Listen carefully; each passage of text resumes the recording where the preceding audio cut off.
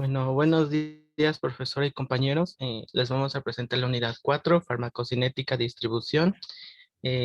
Nuestros integrantes somos yo, su servidor, que viene Aquino Martínez, Maturano Martínez, Janet Victoria, Soto González, Jonathan Alexis. Siguiente, por favor. La distribución es el reparto del fármaco por el organismo que permite el acceso a los diferentes órganos donde va a actuar o ser eliminado. La distribución del fármaco condiciona las concentraciones que alcanza en cada tejido. El transporte en la sangre se puede llevar a cabo de dos maneras. Las moléculas del fármaco en la sangre pueden viajar de forma libre en el plasma o unidas a proteínas plasmáticas. La unión de fármacos a proteínas es muy variable, haciendo que el porcentaje de fármaco libre oscile según el fármaco. El porcentaje de unión permanece constante por un intervalo de tiempo, aunque pueden darse situaciones de saturación. Los fármacos unidos a proteínas plasmáticas no producen efectos biológicos, pero esta unión permite el transporte y almacenamiento del fármaco. El único fin del complejo fármaco-receptor es que permita al fármaco poderse transportar y en su momento llegar al sitio de almacenamiento que permanecerá como reservorio. La mayoría de los fármacos se unen a las proteínas plasmáticas, principalmente a la albumina. La unión a otras proteínas generalmente es menor y reversible. La fracción de fármaco unido a proteínas está determinado por sus concentraciones, afinidad, el número de sitios de unión y constante de disociación. La unión a proteínas no es selectiva de un fármaco, por lo que fármacos con características fisicoquímicas similares pueden competir con otros. Bueno, cuando la unión de proteínas es alta, hay un poco fármaco libre capaz de pasar a tejidos, provocando pequeñas variaciones que pueden producir cambios importantes en los efectos farmacológicos.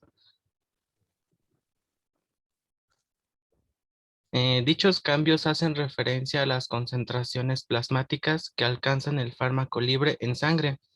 Si estas concentraciones son muy altas por arriba del margen de seguridad, entonces el paciente puede tener un efecto farmacológico tóxico.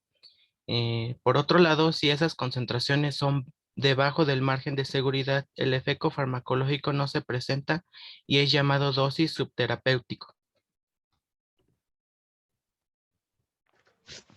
Las principales proteínas transportadoras de los fármacos son la albumina, X, transferrina, fibrinógeno, A2 macroglobulina, A1 antitripsina, aptoglobina, A1 glicoproteína ácida y apoliproteína A1 y A2. La albumina interacciona con cationes y aniones, además de capaz de interaccionar con muchos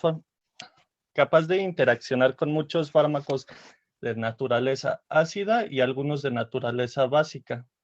La albumina es la proteína más abundante en el plasma y es la que tiene mayor superficie y capacidad para fijar sustancias exógenas.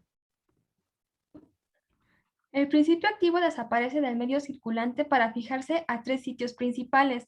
Los receptores, que son lugares de acción, aquí se lleva a cabo el efecto farmacológico. Los aceptores o sitios de almacenamiento son lugares pasivos en los cuales la fijación a menudo es reversible y sin efecto farmacológico. Los lugares enzimáticos, desprovistos del efecto farmacológico, pero que aseguran su biotransformación en metabolitos activos o inactivos. Así, la distribución de un fármaco corresponde a su base de reparto en el conjunto de tejidos subsiguiente a la absorción. En la siguiente tabla se muestra el grado de unión de algunos fármacos a las proteínas del plasma, teniendo al atelonol y litio como escaso, a la penicilina y lorazepam como intermedio, al naproxeno y warfarina como alto y al diazepam y bicumarol como muy alto. Fármaco en sangre a tejidos. Bueno, el fármaco disuelto en la sangre pasa por los capilares al líquido intersticial a favor de un gradiente de concentración que esta puede ser por difusión pasiva, los fármacos liposolubles, y la filtración, los hidrosolubles. Los fármacos muy liposolubles acceden con mayor facilidad a órganos irrigados y con mayor dificultad a órganos pocos irrigados.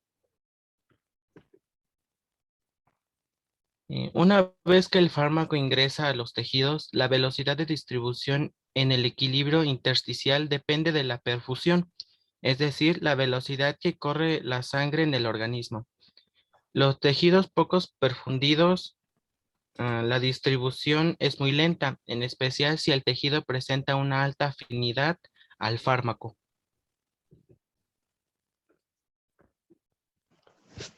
Muchos fármacos tienen afinidad por determinados tejidos, alcanzando concentraciones elevadas, pudiendo reducir concentraciones de fármaco en lugar de acción. La distribución a tejidos no suele ser uniforme debido a diferencias en la perfunción sanguínea, la fijación a tejidos, el pH regional y permeabilidad celular. La velocidad de acceso depende de la velocidad del flujo sanguíneo y la masa tisular.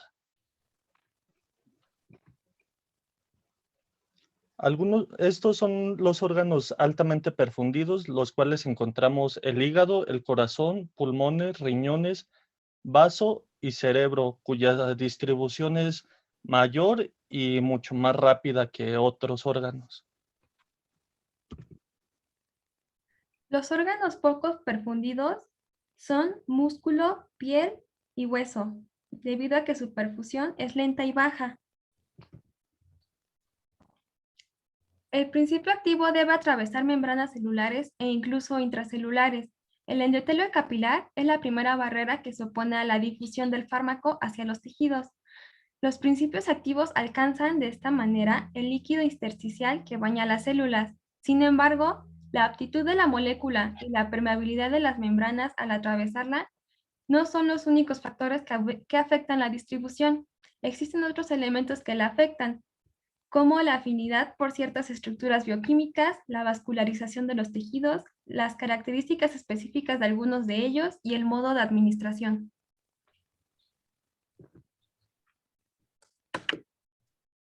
Factores que favorecen la absorción de fármacos. Esto puede ser 3 vías de administración, capacidad de medicamento para disolverse y la irrigación sanguínea.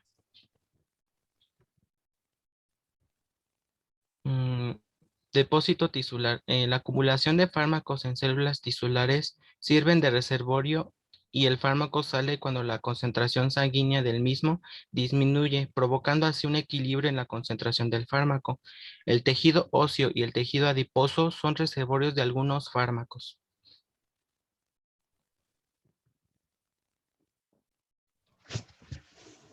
Redistribución. Para explicarles este proceso es necesario comentarle que la grasa es el sitio de depósito mayormente utilizado por los fármacos lipofilos. Cuando el fármaco sale de este depósito para reincorporarse a la circulación, se le llama proceso de redistribución.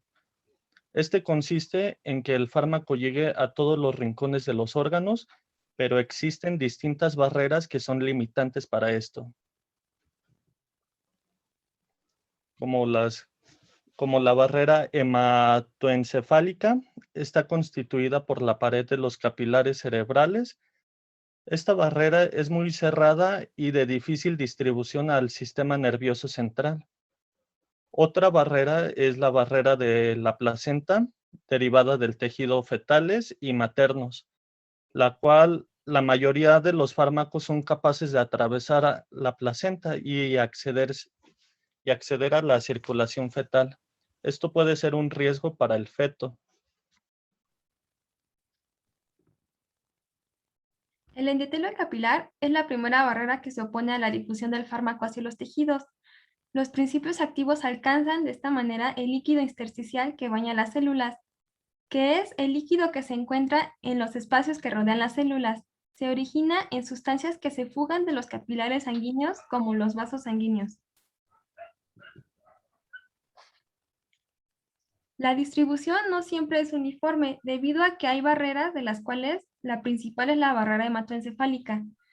La barrera hematoencefálica es una red de vasos sanguíneos y tejido compuesta de células estrechamente unidas a fin de evitar que las sustancias dañinas penetren en el encéfalo. La barrera hematoencefálica permite que ciertas sustancias como el agua, el oxígeno, el dióxido de carbono y los anestésicos generales pasen al encéfalo. También impide la entrada de bacterias y otras sustancias como muchos de los medicamentos contra el cáncer. La barrera placentaria, estructura de la placenta humana que es de tipo hemocorial o discoidal, lo que significa que el tejido vegetal penetra el endometrio hasta el punto de estar en contacto con la sangre materna. Las flechas, bueno, en la imagen las flechas indican el sentido de los intercambios entre la sangre materna y la sangre fetal.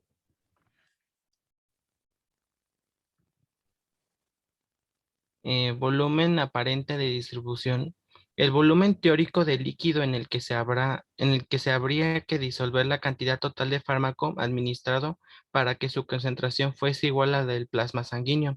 Por ejemplo, si tras administrar 1000 miligramos de un fármaco se obtiene una concentración plasmática de 10 miligramos sobre litro, los 1000 miligramos se han distribuido aparentemente en 100 mililitros.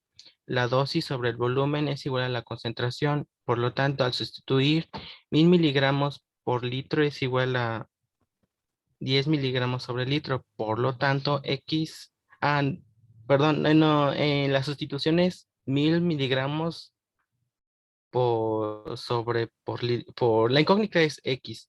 Y necesitamos encontrar la que es igual a 10 miligramos sobre litro, por lo tanto, X es 1000 miligramos sobre 10 10 miligramos y el total de litros son 100 litros.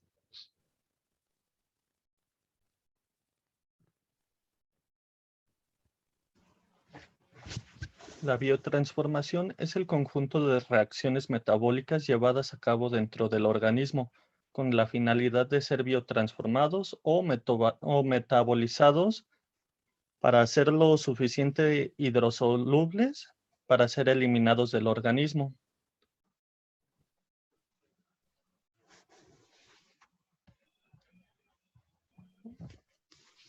Algunos de los sitios donde se lleva a cabo la biotransformación es el hígado, el vaso, el intestino, pulmones, el plasma sanguíneo y la piel.